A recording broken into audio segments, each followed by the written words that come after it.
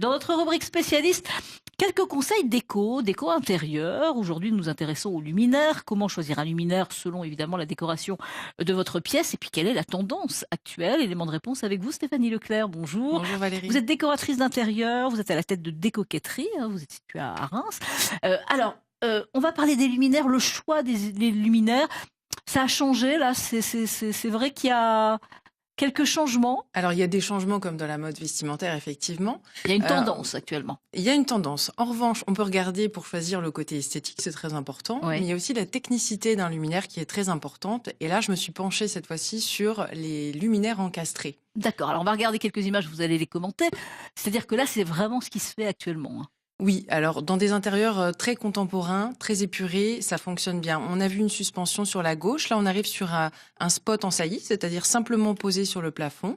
On envoie un semi-encastré, c'est-à-dire que la partie technique est dans le plafond, et un encastré en totalité. Ça, c'est des spots qui sont obliques, qui sont en fait asymétriques et qui vont permettre un éclairage un peu moins agressif, un peu moins direct dans la pièce. On va s'en servir par exemple pour mettre en valeur un dressing ou un tableau. Ouais. Ici, on va découvrir ce qu'on appelle les wall Ah ouais. washers, Mhm. c'est-à-dire qu'on va venir illuminer le mur vraiment de bas en haut. On n'a pas d'effet de vague sur le haut. D'ailleurs, vous allez regarder au-dessus de la porte. On a une zone un petit peu d'ombre, là où on n'a pas les Ah spots. ouais. Et quand on regarde sur la droite, tout le mur est éclairé. Donc ça, on s'en sert par exemple quand on veut mettre en valeur un joli revêtement, un mur végétal, ou encore une bibliothèque, un dressing, ou un mur de photos par exemple. D'accord. Et ça, vous conseillez plutôt, alors, pour une pièce, pour une salle à manger, par exemple, Oui, vous le disiez pour un effectivement. dressing, mais pièce à manger, pièce principale, Les, c'est. les effets déco, c'est plus dans la Ouais, pièce de vie. ouais. Après, on peut mettre aussi des spots asymétriques dans un dressing, par exemple, puisqu'on va éclairer le placard extérieur, mais aussi intérieur quand on ouvre les portes. Alors, on se dit, quelle consommation?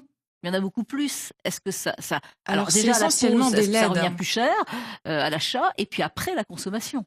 Non, du tout. Au contraire, parce que tout ce qu'on voit là, c'est des luminaires LED. Ouais, Donc la consommation bien est sûr. moindre. Et à l'achat, eh bien, ça va dépendre de la marque, ça va dépendre de la puissance. Donc on va, par exemple, dans les modèles qu'on a vus là, commencer à 40 euros, une quarantaine d'euros Ouais. l'unité, pour aller les derniers qu'on a vus, que j'ai pas commentés, qui sont très techniques. C'est-à-dire que le spot lui-même est invisible, on ne voit pas d'où vient la lumière. En revanche, il y a un éclairage, une mise en scène un peu comme dans un musée.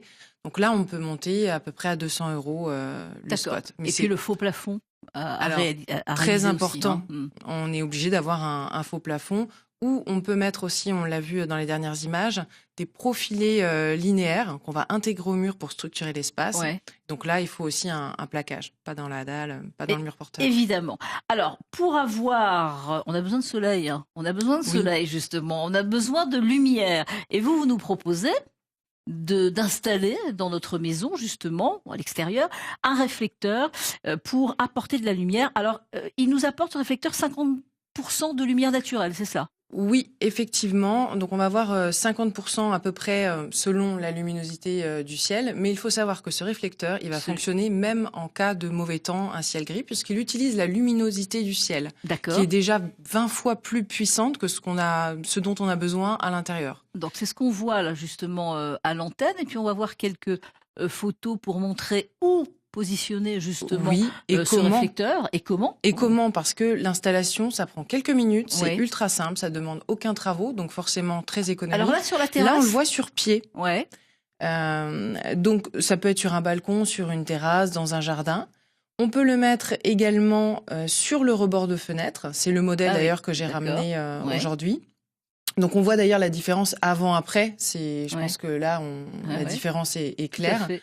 Donc le système de fixation est très simple. On a une barre comme celle qui est ici, qui est extensible et on peut vraiment moduler la longueur comme on le souhaite. Ouais. Et on vient simplement fixer, sécuriser le réflecteur sur la barre. Alors en D'accord. plus, on n'est pas obligé de percer, de fixer Ça, on peut le faire définitivement soi-même, hein, il y au a pas besoin rez-de-chaussée. de. D'accord. Ok. Voilà. Donc ça Donc sur un balcon, on le voit très ici bien, ouais. également. Et la tablette existe aussi en réflecteur intérieur. Alors un petit peu moins efficace que celle qu'on met en extérieur comme on le voit ici. Ouais. Il faut savoir que ça ressemble à un miroir, mais ce n'est pas un miroir. C'est une surface réfléchissante qui est 5 fois plus Donc on ne va pas se coiffer productive. devant, hein, Non, on on va pas se coiffer non, c'est pas devant. possible. Non, non. Et c'est beaucoup plus léger Ouais. et incassable. D'accord. Alors le prix? Alors, on commence à 79 € pour un réflecteur d'intérieur, Ouais. à peu près. Et puis, par exemple, pour celui-ci, pour la fenêtre, on est à 159 € et ça peut monter à 259 € avec le pied quand on veut le mettre dans le jardin. Mais avec de la luminosité. Dans Très la important pièce, pour le moral. tout le temps. Voilà, exactement. Eh oui, on en a besoin. Je précise que je remercie Cénéo de nous avoir ouvert le showroom pour les luminaires. Merci beaucoup à vous, Stéphanie Leclerc. Merci.